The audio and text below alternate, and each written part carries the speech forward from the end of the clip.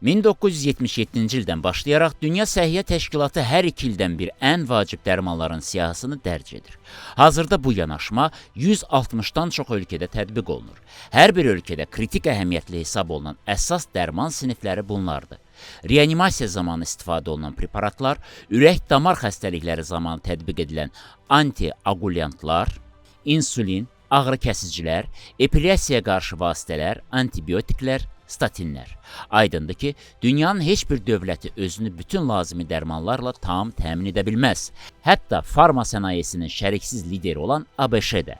Son müşahidələrə görə ABŞ öz xəstələrinə bugün əczaçılıqda mövcud olan molekulların hardasa 75-78%-ni təklif edə bilir. Postsovet məkanı ölkələrində bu molekulların 40-50%-ə qədəri mövcuddur. Bugün Azərbaycanda istifadəsinə icazə verilən dərman vasitələrinin reyestrində 5500-dən çox preparat var. Bunların 40%-dən çoxu Avropanın və ümumilikdə Qərb ölkələrinin iri istehsalçılarının payına düşür.